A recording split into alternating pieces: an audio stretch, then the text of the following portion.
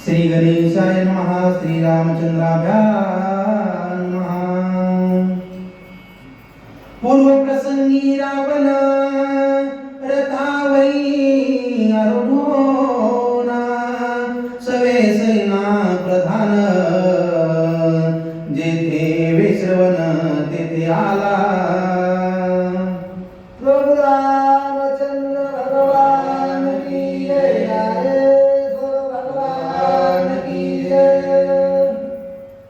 पहिले 10 अवताराचे मालक असणारे धारेश्वर भगवान त्यांच्या चरणी नतमस्तक होऊन इथं चितपूरचे बाबा मोठे मोठे महात्मे त्यांच्या चरणी नतमस्तक होऊन, आमचे माने बावजी त्यांच्या चरणी नतमस्तक होऊन, हे आमचे गोवर्धनजी महाराज सगळं कार्य सगळ्या रामायणात कष्ट घेणारे त्यांच्या पण चरणी नतमस्तक होऊन, त्या माझ्या माता मावल्याच्या चरणी नतमस्तक होऊन साधारणतः 2 शब्द सांगण्याचा प्रयत्न करी।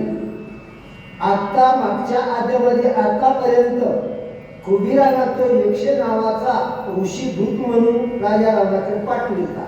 त्यानं फार कोशाईश केली, फार शिकवण दिली, भरपूर शिकवण दिली, पण हा बाबा कोणाचंच ऐकत नव्हता आणि ह्याच ऋषीचं कसं ऐकत। आतापर्यंत या आद्यामध्ये कथा झालेली आहे आणि त्या वडील बंधूचा राग मनात धरून आणि हा राजा रावण आपला रथ सज्ज करून आणि बरोबर सैन्य सामुग्री घेऊन आणि त्या अलंकापुरी नगरीच्या आणि कुबीर नावाच्या राजावर आणि राजा रावणाचा वडील बंधू असलेल्या राजावर चाल करून जाऊ लागलेला आहे।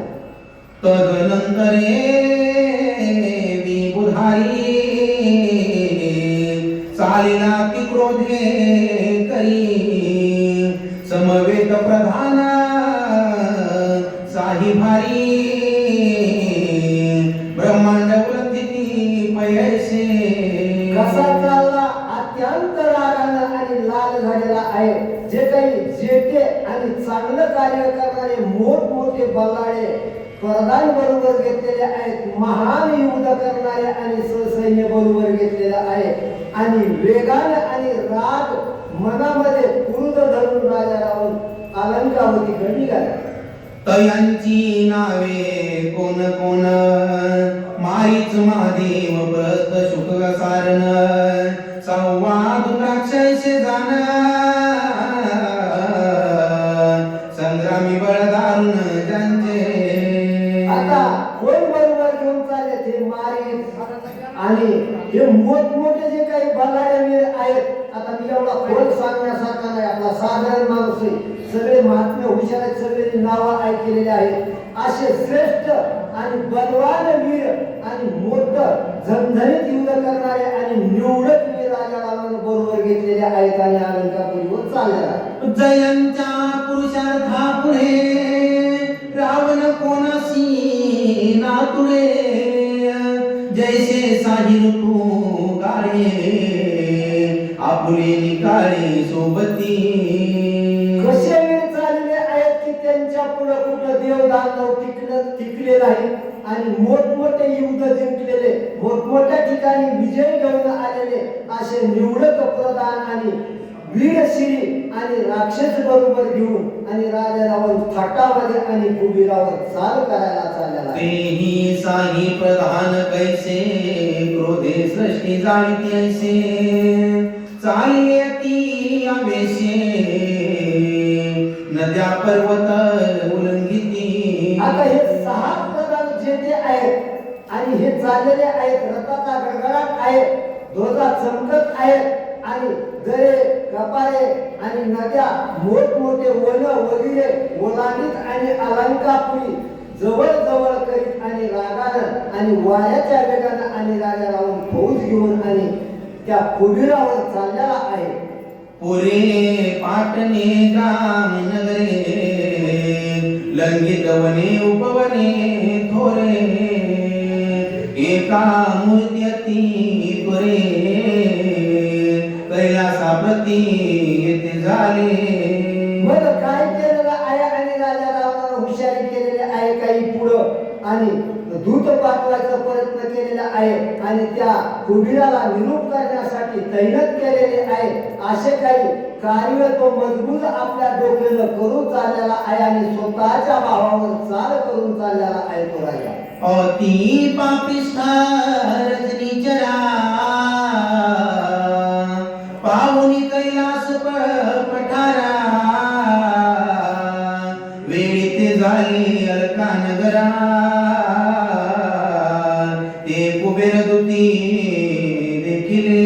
आणि ज्या टायमाला हा पापिष्ट सगळ्या जगानं शिकविलं, स्वतःच्या पत्नीनं शिकविलं, सगळ्या मुलांनी शिकविलं, बिंबिसाईजीनं शिकविलं, कुणाचं ना ऐकणारा असा वरकोस मूर्ख आणि त्या कैलास पर्वताच्या ठिकाणी पोहोचलेला आहे.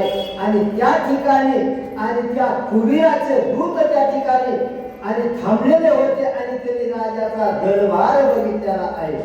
दूत म्हणती कुबेर बंधो रावणाला करावया युद्धो तिने सांडुनी हृदय बंधो यासी आम्ही जगडू नये.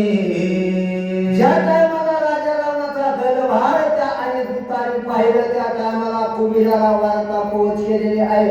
राजा म्हणले तुमचे जे काही बंधू राजा रावण आहेत ते फार मोठा आणि सैन्य सगट मोठमोठे हुशार लोक प्रधान लोक घेऊन आणि तुमच्या संग युद्ध करण्यासाठी फार जवळ आपल्या आणि जवळच्या जवळ येऊन पोहोचलेले आहेत अशी बातमी कुबेराला दिली.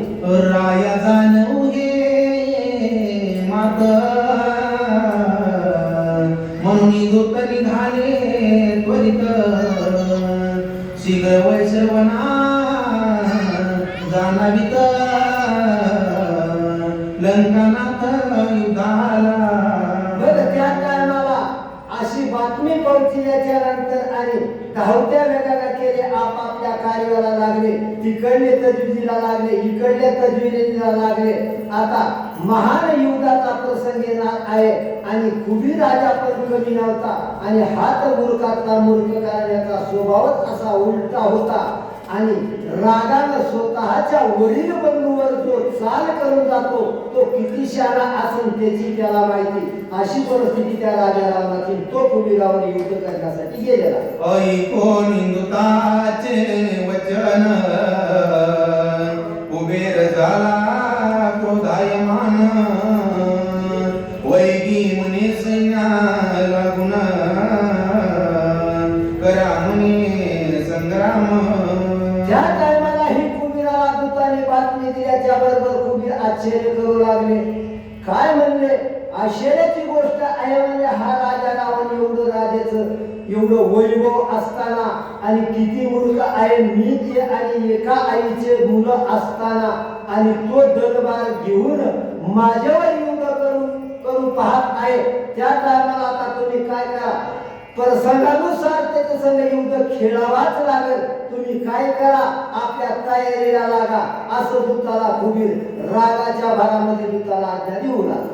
ऐकुनी धनेशाची वचनावळी वीर चालिले अर्थुवळी जैसी सागराची नवाळी तैसे ते काळी चालिले.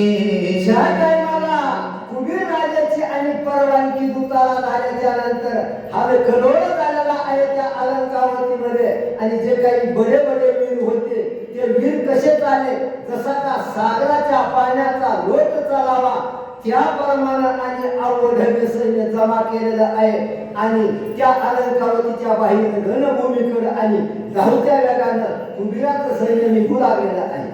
असबी चढले एक वीर एकी पाला निले कुंजर एकी सजिले रघुवर पायाचे मोगर धावती. सैन्य कसं निघलेलं आहे, कितीक जण घोड्यावर बसलेले आहेत, कितीक जण हातीवर बसलेले आहेत, कितीक जण सिंहावर बसलेले आहेत, कितीक जण रथरूढ झालेले आहेत. अशा आणि रागाच्या भरामध्ये आणि ध्वजा पताका लावून खणखणीत सैन्य आणि त्या अलंकावतीच्या बाहेर राजा रावणाच्या सैन्याच्या समोर येऊ लागल्या. दोही सैन्या झाली मिलनी जैसा दोन्ही एक होती पुष्करिणी वर्षती उभयंता बाणी वीरश्रेणी लक्षोनिया. कशी परिस्थिती आहे त्या रंगभूमीच्या ठिकाणी. जसा आपण एखादा कुस्त्याचा फड आकारावा आणि दोन्ही बाजूचे दोन पहिलवान आपापले कपडे काढून आणि फडाला चक्कर मारून आणि प्रतिमातेचा दर्शन घेऊन आणि त्या तिकडचा पैलवान ह्या पैलवानाला सलामी द्यायला येतो आणि त्यांची धुमी लागती. त्या पद्धतीनं सैन्य तिकडलं इकडं आणि इकडलं तिकडं आणि सैन्य मिसळलेलं आहे आणि युद्धाला सुरुवात झाली. यक्षी केला थोर मार जैसा गगनी वर्ष जलधर रावणाचे प्रधान थोर थोर